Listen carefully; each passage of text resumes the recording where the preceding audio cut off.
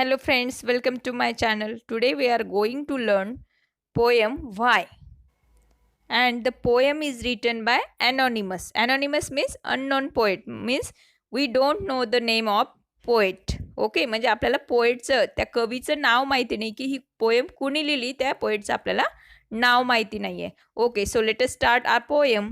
What is the first line? I know a curious little boy. म्हणजे मला एक curious, एक जिज्ञासू वृत्तीचा, म्हणजे एक उत्सुक, मनामध्ये उत्सुकता असलेला बॉय, एक मुलगा मला माहिती आहे. हु इज ऑलवेज आस्किंग व्हाय, जो नेहमीच विचारतो का, हे का.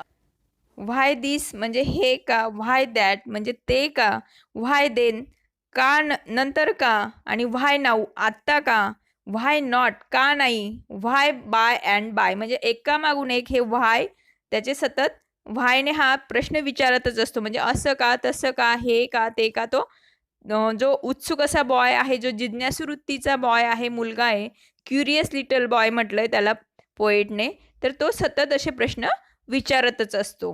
ही wants to know why wood should swim. Wood म्हणजे काय बाळांनो, तर लाकूड.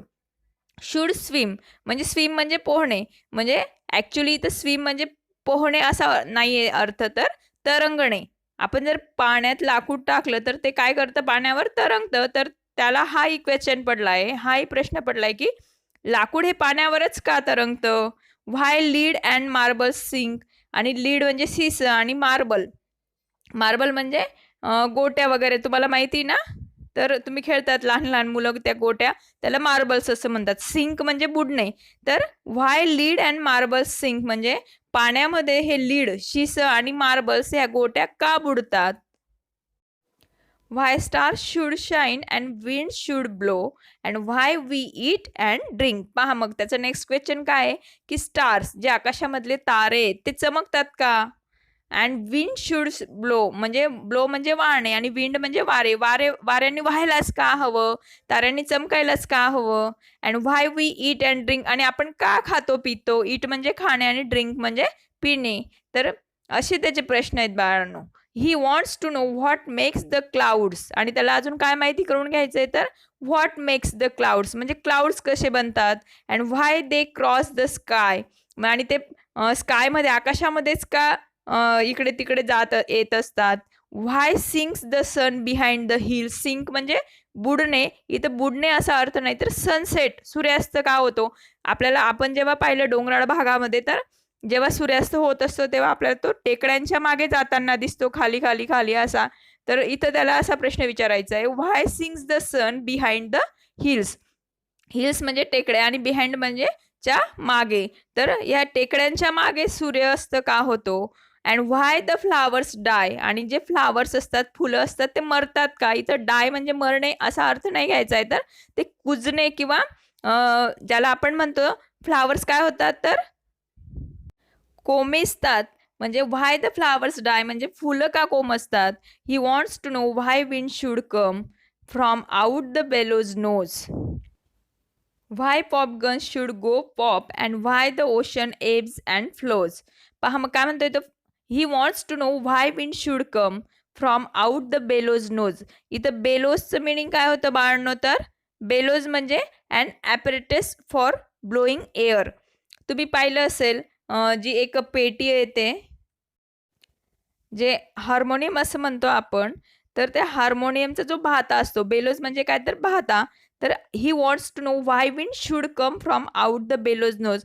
जेव्हा आपण ती पेटी वाजवतो तर त्या एअरमुळे काय होतं, तर ती पेटी छान असं म्युझिक आपल्याला, सूर असं देत असते. तर ते तसंच का व्हायला हवं, त्याच्यातून why popguns should go pop and why the ocean ebbs and flows. Popguns म्हणजे काय बाळांनो, तर पॉपगन म्हणजे अ टॉय गन, एक खेळण्यातली गण आहे. आपण पाहिली ना काही वेळेस ते बॉल्स येतात, त्यांच्यामध्ये आपण दाबलं का तो बॉल बाहेर जातो आवाज करून.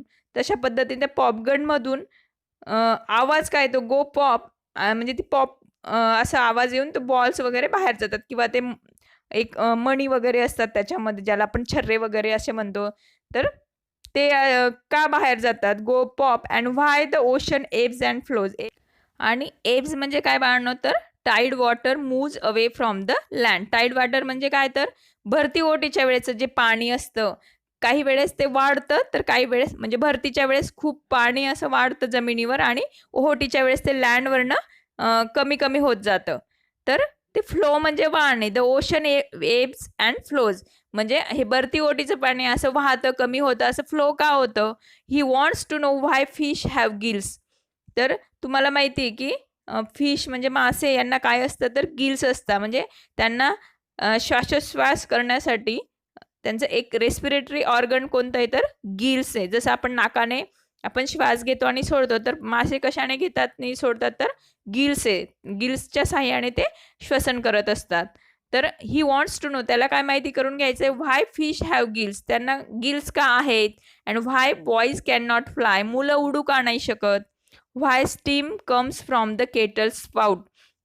Kettle spout means a pipe of kettle through which tea or liquid can be poured. तुम्ही पाहिलं असेल चहाची केटल, ज्याला आपण चहाची किटली असं म्हणतो, तर त्याचं एक स्पाउट असतं, त्याचं एक तोंड असतं आणि जेव्हा ती गरम गरम चहा असते किंवा गरम पाणी असेल त्याच्यात, तर त्याच्यामधून वाफ बाहेर येते. स्टीम म्हणजे काय तर वाफ. तर त्याला असा प्रश्न पडला आहे, why steam comes from the kettle spout. त्या स्पाउटमधून तर स्टीम का बाहेर पडते, वाफ का बाहेर पडते, and rain falls from the sky, आणि आकाशातूनच पाऊस का पडतो, असे त्याचे काही प्रश्न आहेत. अजून त्याला काय माहिती करून घ्यायचंय, he wants to know why coal should burn. कोळशाने जळायलाच का हवं, and not a bit of stone. आणि स्टोन माहिती तुम्हाला, स्टोन म्हणजे दगड, आणि दगड का नाही जळत. How seeds get in the Apple core. आणि ॲपल कोर, कोर म्हणजे गाभा. द सेंटर ऑफ फ्रूट म्हणजे आपलं फ्रूट जे आहे, कोणतंही फ्रूट घ्या तुम्ही, त्याच्यामध्ये बिया निघतात मध्ये, तर त्याला कोर असं म्हटलं जातं. अंतर्भाग जो गाभा, तर त्याच्यामध्ये ज्या बिया निघतात त्याने ॲपल या फ्रूटविषयी म्हटले. How seeds get in the Apple core. तर त्या ॲपलच्या ते गाभ्यामध्ये सेंटरमध्ये त्या फ्रूटच्या बिया का निघतात, बी का निघते, सीड्स म्हणजे बिया. And marrow in the bone. Marrow means a soft fatty substance in the cavities of bones.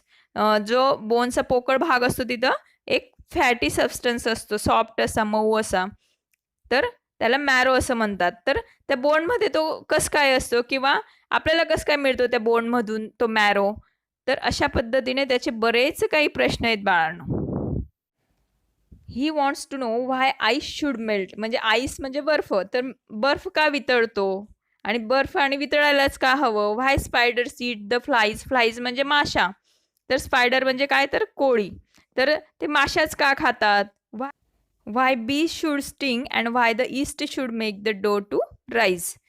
तर डो म्हणजे काय बाळनो, आपण पाहिलंय ब्रेड वगैरे बनवताना किंवा आई पोळ्या बनवताना अगोदर काय तयार करते, त्या पिठाचं एक डो तयार करते, म्हणजे ती कणिक मळते ना, तर त्या कणिकेलाच म्हणतात डो. ओके, इंग्लिशमध्ये म्हणतात a thick mixture of flour. Flour म्हणजे पीठ, पिठाचं एक थिक असं मिक्सचर म्हणजेच कणिक. ओके, ते कणकेचा गोळा, त्याला डो म्हणतात. ओके, व्हाय बीज शुड स्टिंग. म्हणजे बीज म्हणजे इथं मधमाशा, हनी बीज, तर त्याने त्या चावतातच का किंवा त्यांनी चावायलाच का हवं. And why the yeast should make the dough to rise.